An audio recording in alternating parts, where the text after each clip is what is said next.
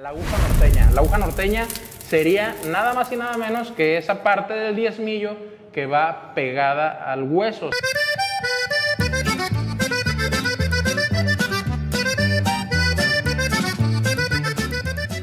Hola compañeros de la carne, bienvenidos a Hablemos de Carne, valga la redundancia. El día de hoy estamos en Monterrey, Nuevo León, tierras regias, tierras donde nací. Y el día de hoy estamos con una eminencia, Cristian Camarena.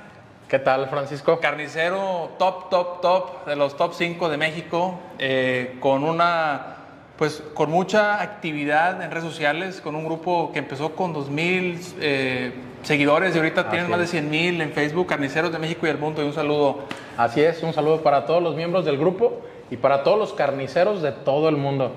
Pues nos encontramos en Monterrey, como dice mi amigo Francisco, y pues este capítulo es Hablemos de Carne, hablemos de la carne. Y qué mejor manera de hablar de carne que con unos buenos pedacitos de carne y sobre todo pues con buena compañía. Y el día de hoy estamos iniciando esta nueva faceta de Mixpad que inició muy enfocados en la industria de la carne. El día de hoy queremos hablarle más al consumidor, tratando de pues esas preguntas, esas falacias que a veces son cuando me llegan al inbox, es bueno, esto no es cierto. Ya, el claro ejemplo de que hablamos con el tema del agua. Y me gustaría empezar irnos de lo más básico, ¿no? Así es, que es muy importante lo que platicas, Francisco. Cuando siempre tratamos de hablar de carne, los tecnicismos, como bien lo dices, confunden mucho a la gente, al consumidor. O sea, gente que va y no sabe de otra más que pedir un kilo de bistec o una molida o unas costillitas. Yo creo que una de las partes o una de las piezas claves para poder nosotros llegar al consumidor es hablarles en el mismo idioma.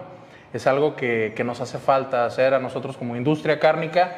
Yo creo que el llegar al cliente de esa manera, una manera digerible, una manera entendible, vaya, pues yo creo que eso nos va a conectar más con el consumidor. ¿Esto qué va a generar? Pues va a generar mucho más confianza a la hora de ir a comprar su carne, o también pues nos va a generar inclusive, pues me atrevo a decir que una alza, ¿no?, en el consumo. ¿Por qué? Porque ya va a haber menos tabúes, como lo dices, va a haber menos dudas con respecto a la carne, su procedencia, su trazabilidad, no sé, un montón de cosas que la gente ignora o ignoramos inclusive. Y yo creo que una de las partes claves de esto es hablar con claridad hacia el consumidor. Fíjate, y eso es muy importante porque a veces nos perdemos en esos tecnicismos y hace falta, como lo mencionas, bajarnos y hablar de cosas sencillas. El día de hoy, por eso queríamos hacer esto, ¿no? Con carne tenemos aquí un diezmillo, tenemos aquí una picaña que aterrizando me di la vuelta por H-E-B a comprar carne americana para hacer la demostración el día de hoy. Pero antes de iniciar, queríamos rápidamente hablar un poco de cómo se afila un cuchillo. La verdad es que me han preguntado varias veces. Aquí tenemos aquí un zoom, es un afilador de piedra de tres piedras, o sea, se llama tree stone, que viene lo que es una piedra gruesa, una piedra media y una que es más liviana o más fina para terminar el afilado. Y algo bien padre con lo que me he topado es gente que bueno, de alguna manera buscan optimizar también su trabajo dentro de su cocina, dentro de su parrilla, dentro del lugar donde están haciendo inclusive su carnita asada, bueno, ya no decirlo, los carniceros. Este tipo de herramientas pues nos optimizan el trabajo. Que un cuchillo con un buen filo, ¿qué nos da? Nos va a brindar seguridad. ¿Por qué nos brinda seguridad un cuchillo filoso? Muchos dicen, oye, está muy filoso, me voy a cortar. Es más difícil que te cortes con un cuchillo bien afilado que con un cuchillo sin filo. ¿Por qué? Cuando no tienes filo en un cuchillo, cargas la mano. No sé si les ha pasado, sobre todo a las amas de casa, a los consumidores, que cuando estamos cortando inclusive un limón, ya no digo la carne, cargamos la mano y como no tenemos filo, se nos resbala. Entonces, a lo mejor no tiene filo para cortar un filete, pero sí tiene filo para cortar los dedos. Entonces, un cuchillo bien afilado es garantía de seguridad. Y ¿cuántas veces no he llegado a una casa y me pasan un cuchillo y dice, este cuchillo parece tenedor, parece cuchara? Sí, entonces, sí. Yo creo que es una buena herramienta para tener, es seguro, una piedra. Y también tenemos, alguien se preguntará qué es esto, ¿no? Esto es una chaira, o se conoce como steel en inglés, que es para mantener el filo. Ya, dependiendo del acabado que hay en la chaira, nos puede ayudar un poquito, si pueden ver estas líneas que tiene aquí, que también ayudan a la fricción. Hay muchos estilos de sacado, me imagino que tú tienes varios, que es mantener el filo, ¿no? Sacas el filo con la piedra. La verdad es que hay muchos estilos, estilo coreano, estilo japonés, el americano. Cuando estaba en la escuela y en la Universidad de Kansas, el inspector de Luzda nos decía, traten de afilar siempre lejos de ustedes, ¿no? Que sería así, eso un poquito afuera. Para los estudiantes, ¿no? Sí. Siendo que a lo mejor puede ser un poco peligroso cuando estás afilando o manteniendo el filo cuando lo apuntas hacia ti, ¿no? Así es. La habilidad con la chaira la vas adquiriendo con el tiempo. Algo muy importante que mencionaste y que es muy bueno recalcar es la chaira no es para afilar el cuchillo, la chaira es para asentar el filo. Para afilar es la piedra. Una vez que nuestro cuchillo necesite ser desbastado, ¿sí? Porque el filo ya se murió, ya se está terminando, necesitamos quitarle, como dijéramos en México vulgarmente, quitarle lo cachetón al cuchillo.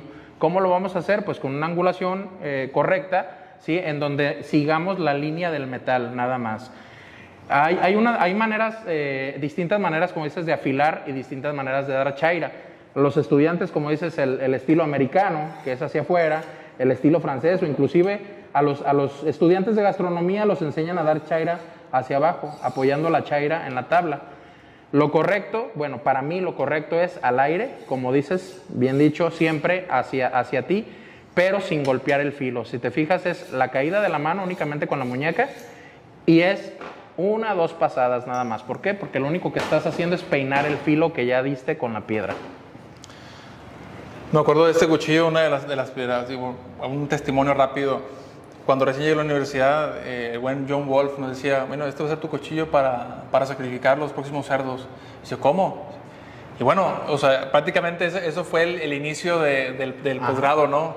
Y yo creo que eso es lo bonito, porque bueno, es un posgrado de carne, pero cuando te enseñan también todo lo que lleva, todo lo que pasa en el sacrificio, hasta lo que es el corte y deshuese. Y otra cosa que no quería que nos faltáramos, tenemos aquí una tabla de cortar. Tenemos de este material que es muy común, que regularmente aquí en México vemos las carnicerías o también las empacadoras que tienen ¿cómo puedes decir? La mezanín, o ¿cómo le puedes llamar a ese tipo de...? Sí, así es. Bueno, las tablas de poliuretano, el material. Siempre es muy, muy importante trabajar, sobre todo cuando estás trabajando al detalle, en una tabla, para evitar el daño al filo de tus cuchillos. Otra, por el contacto que puedes tener también con contaminaciones cruzadas. En el caso de las carnicerías, la contaminación cruzada pues es un fenómeno que es muy latente. Trabajar sobre la mesa yo creo que es más práctico, sobre todo en las plantas de deshuese, cuando estás deshuesando, cuando son piezas grandes, porque lo que quieres evitar precisamente es que se te esté moviendo la base donde estás trabajando. Hay mesas grandes de poliuretano, pero yo creo que cuando usas la mesa de acero sin ninguna base plástica, pues yo creo que es únicamente para piezas grandes. Ya para trabajar al detalle sí es muy recomendable la tabla. Hay muchas empresas que, especialmente aquí en México, que se están retirando un poco del uso de madera o el uso de poliuretano, como lo mencionas. Ajá.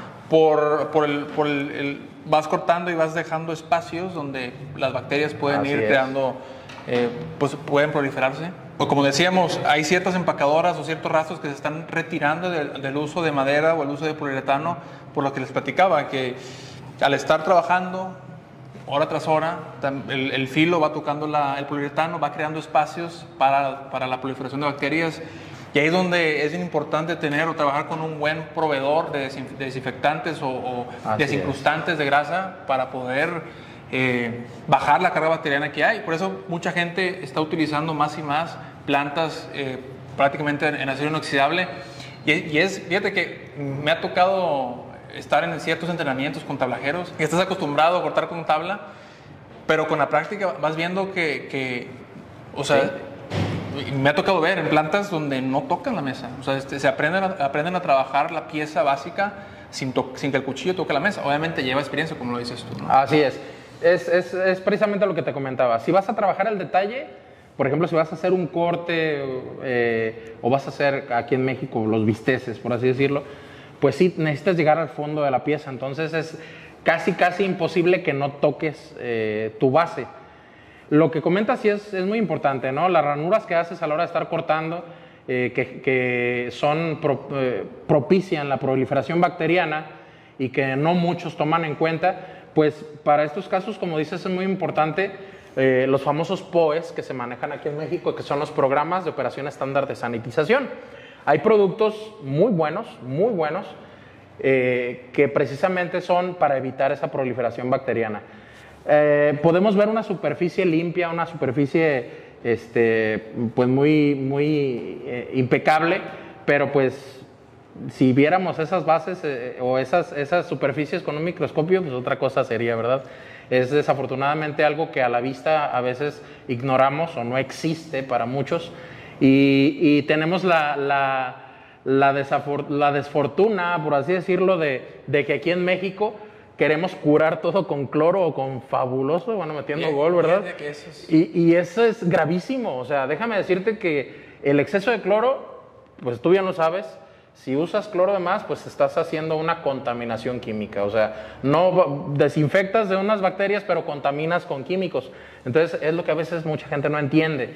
O sea, tienes que utilizar los productos adecuados para cada área, y sobre todo para el área de carnicería o el área de cocina. Yo creo que es muy importante tener los productos adecuados. Productos de grado alimenticio. Y de grado alimenticio, eso exactamente. Es, porque esas marcas, como lo mencionaste, tiene químicos o pueden ser tóxicos. Entonces, me ha tocado ir a carnicerías donde a veces, oye, yo estoy lavando agua y le echo polvo con el que lavan la ropa, y es que eso no es para esto. Exacto. Porque esto, el contacto, ese químico que tiene contacto con la mesa, está teniendo contacto también con la carne o alimentos, ¿no?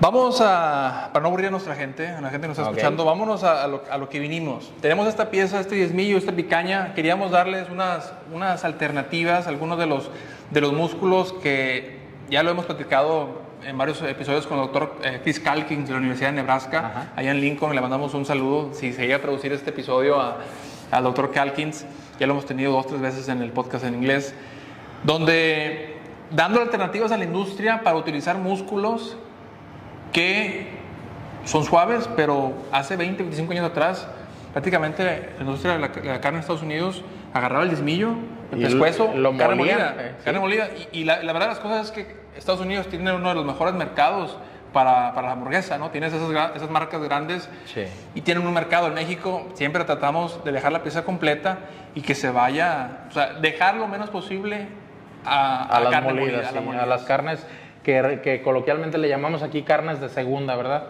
Sí es muy importante lo que dices, Francisco, sobre todo concientizar a la gente de que hay muchos músculos que son muy agradables de sabor, son muy agradables de textura, e inclusive me atrevo a decir que son mucho más agradables que una carne marinada.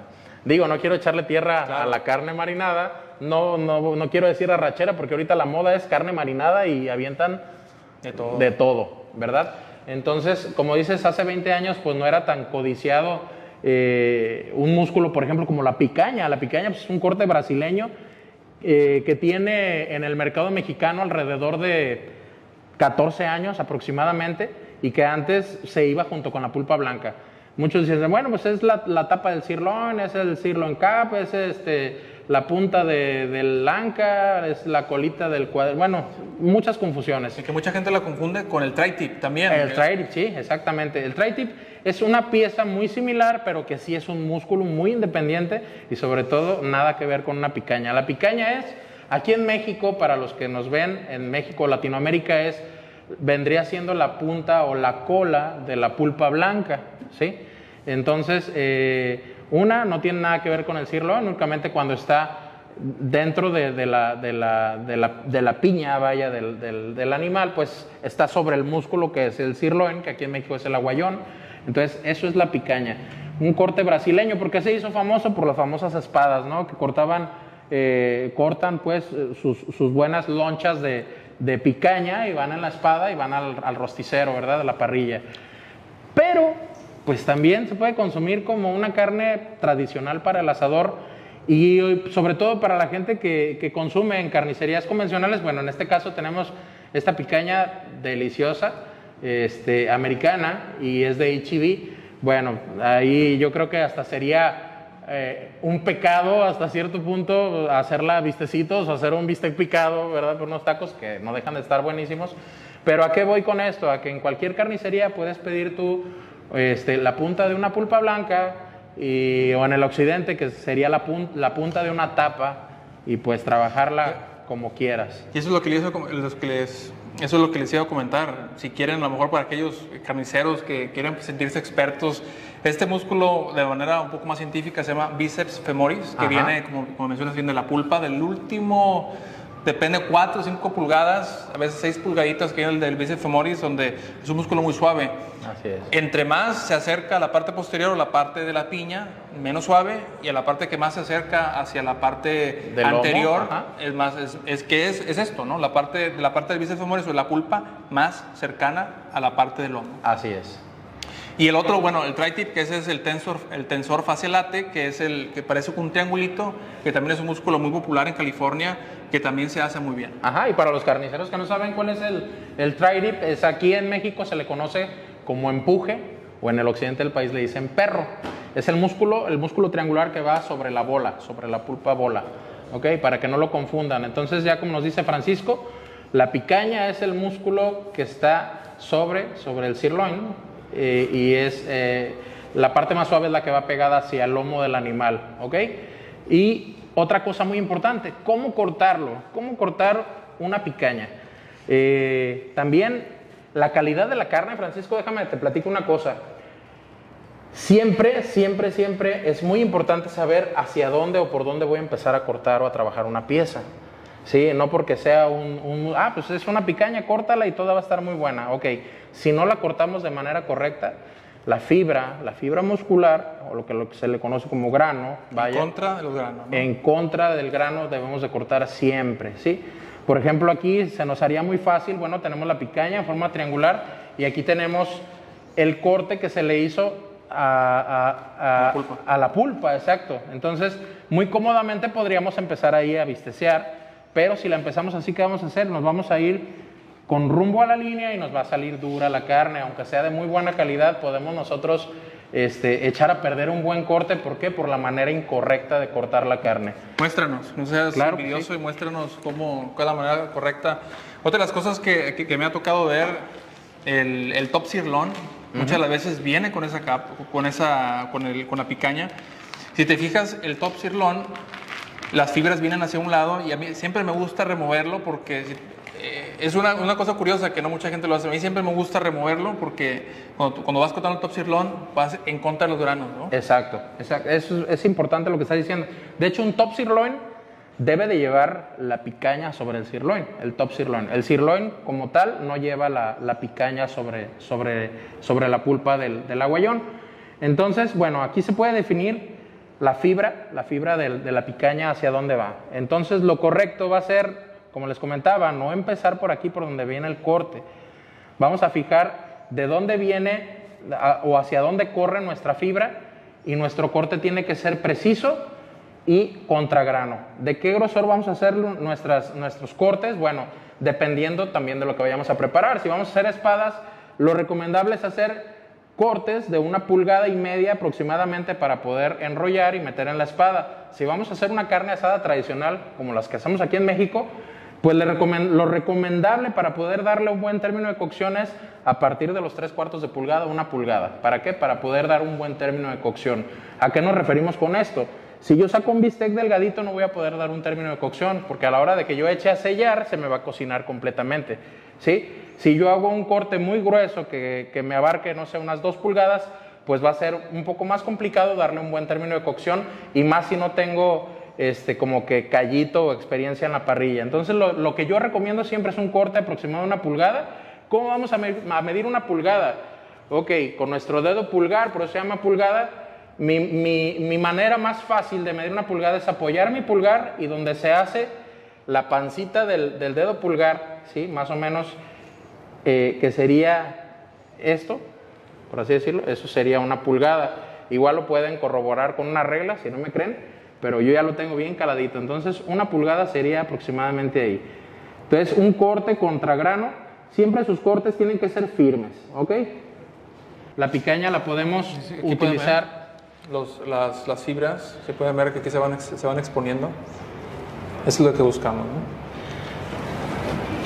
Y hay que hablarles un poquito de la sangrita, que todos le temen a la sangrita famosa. Sí, hombre, aquí podemos ver me ha tocado recibir correos de comparadores de carne, de gente, no sé, aquí lo podemos poner para que me dice, para que se vea, que dicen, oye, me llegó con mucha agua.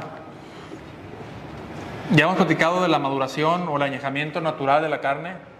Si tenemos un corte, entre más madurado, entre más añejado sea un corte, más va a ir sacando esos jugos, que no es sangre, es agua con mioglobina, que es importante mencionarlo, ¿no? Porque a veces, no, es que está inyectada porque tiene juguito, tiene sangrita. Bueno, eso es otra falacia, ¿no? Así es. Bueno, hablas de la mioglobina. La coloración de la carne también es muy importante, Francisco. Cuando nosotros tenemos una maduración en húmedo, que es lo que pasa cuando empacamos al alto vacío, ¿sí? Como dices, la misma proteína pues se va saliendo del músculo, se va deshidratando, al grado de que a veces tenemos los empaques llenos de esa humedad que es la mioglobina. La coloración de la carne es muy importante, igual hay que tener cuidado con eso, pues tú sabes que la mioglobina pues tiene ciertos cambios al contacto con el oxígeno, tiene su oxidación y tiene su desoxidación, y siempre y cuando tenga un buen aspecto, la coloración pues ya ven, tiene que ser un buen rojo brillante. Por ejemplo, esta carne que acabamos de sacar del empaque pues se está oxigenando. Ese es buen punto, y porque mucha gente, o sea, sí se va oxidando, pero sí. antes de la oxidación, podemos ver esto, por ejemplo, después de 30, 40 minutos, dependiendo el tiempo de maduración, va a ir oxigenándose, el músculo va a ir absorbiendo el oxígeno que hay en la atmósfera, se va tornando de ese rojo cerezo que nos gusta. Así es. Y bueno, hay mucho tema, ¿no? El tipo de fibras, si son oxidativas o glicolíticas, pero ahora sí, cuando dejamos en el aparador con ese empaque aeróbico de cloruro de polivinil, el básico que encontramos en Estados Unidos o México, se va ahora sí oxidando, se va tornando las áreas de manera, se van tornando café, marrón, superficie. Y bueno, punto aquí importante, no le tengan miedo a la grasa, que me encantó ese quote. Me gustaría irnos, aquí esto lo vamos a usar, ahorita vamos a pasar de cómo va a quedar esto de hermosura. Vamos a pasar con el diezmillo, porque el diezmillo tiene unos tesoros que a veces no nos gusta hablar. La aguja, que lo tenemos en la parte pues pegada a lo que es el ribeye. Así es. Y también tenemos el músculo serratus ventralis o la tablita, como bien lo mencionan, y es otro músculo también muy suave, que es muy noble y vale la pena siempre que estamos deshuesando un diezmillo. Si quieres, platícanos un poquito también ahí de lo que es de donde viene el bistec del 7, el bistec del 0. Claro que sí. Bueno, el diezmillo es un músculo muy noble, como dices, Francisco, que proviene del cuarto delantero de la res. ¿Okay? Este músculo va sobre las últimas 6 costillas, 5 o 6 costillas, dependiendo de la región, que va a partir de la sexta costilla hacia donde comienza el pescuezo del animal.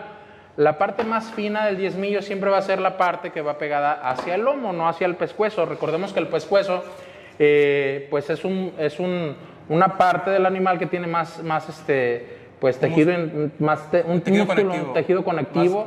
Es un músculo que se mueve más. Exacto, es más duro, más durito. Entonces, pues por lógica, la parte del diezmillo que va pegada hacia el pescuezo, pues va a ser un poquito más rígida. La parte del ribeye, como bien comenta Francisco, que aquí en Monterrey, bueno, yo creo que es uno de los tesoros, ¿verdad? Mi favorito. La aguja norteña. La aguja norteña sería nada más y nada menos que esa parte del diezmillo que va pegada al hueso, o sea, lo dejaríamos con hueso en esta parte. Pues nos trajeron un diezmillo sin hueso, o que sería una aguja sin hueso, una aguja norteña sin hueso. Ahora, ¿de dónde a dónde sería lo correcto de una aguja norteña? Porque bien los carniceros podemos decir, la aguja norteña es todo el diezmillo, ¿verdad? Y de hecho, pues es una manera pues válida, ¿no? Porque pues la gente, la demanda de la aguja norteña está a todo lo que da. Entonces, imagínate sacar 2, 3 pulgadas de aguja norteña de cada diezmillo, pues no vamos a dar abasto a la demanda. Y aquí pueden ver este músculo, el spinalis, que viene cubriendo toda esta parte, que es regularmente puede sacar 2, a veces hasta 3 steaks o filetes del diezmillo, no más, ¿no? Lo mismo pasa con la picaña. La picaña te puede decir, y sabes que de toda la pulpa, quieres sacar picaña, pero ya mencionamos que entre más te acercas a la parte posterior del animal o la parte más pegada a las piñas, es más dura, ¿no? Entonces ahí es importante. Y hay maneras muy prácticas de aprender. Por ejemplo, yo en las asesorías o los cursos que me toca compartir de repente con gente que se está involucrando o que ya está involucrada en la industria cárnica en México, trato de ser más práctico, como te decía hace rato, más digerible para que entienda la gente. Entonces, por ejemplo, la picaña yo siempre les recomiendo que no sea más de 1/4. ¿Por qué? Porque si me pongo a explicar y a dar términos pues más científicos, como tú lo llamas, entonces es más complicado, la gente no entiende. Simple y conciso y a punto. Simple y conciso. ¿Sabes qué? La picaña, ¿de dónde a dónde? Mídele 1/4 y eso es tu picaña. Oye, pero que yo la corto hasta donde empieza el cohete o el rollo que le llaman. Ah, no, pues ¿sabes qué? Pues imagínate una picañota de 3 kilos, pues no, es a lo que vamos ahorita.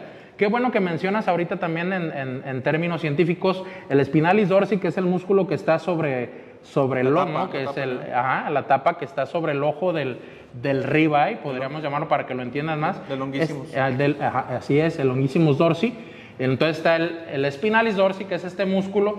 ¿Qué podemos hacer para identificar más fácil la aguja norteña? Ok, pues nos guiamos por ese pedazo de músculo que sería el spinalis dorsi, que es esta capita que está aquí arriba, y le podemos dar inclusive, para no estar midiendo 1 o 2 pulgadas, ¿qué te parece si le damos una palma? Una palma, y de ahí para allá podemos usarlo como aguja norteña y entra, yo creo que cabe dentro de la calidad y la textura que buscamos en un buen corte de aguja norteña.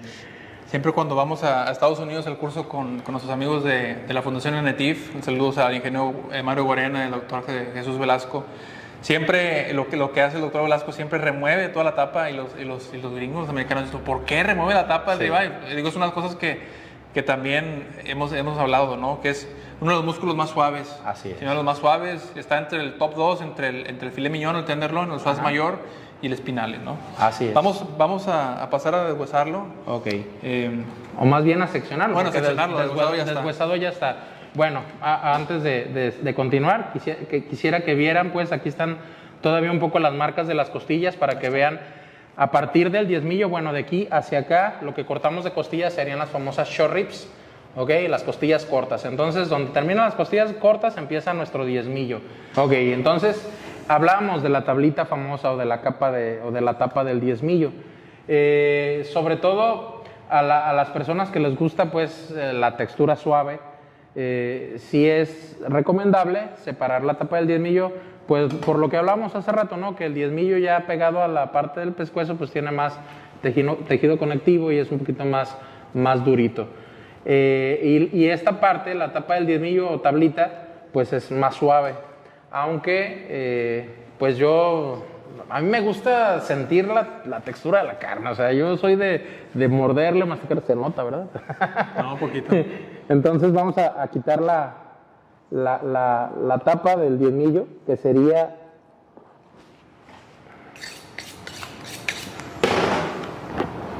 esta pieza. ¿Cómo se llama ese músculo, Francisco? Serratus ventralis. Serratus ventralis. Para también, los que no sabíamos. También músculo también del estudio que desarrolló el doctor Calkins junto con el doctor Velasco y muchos de los, doctor Johnson, Dwayne Johnson también. Ajá.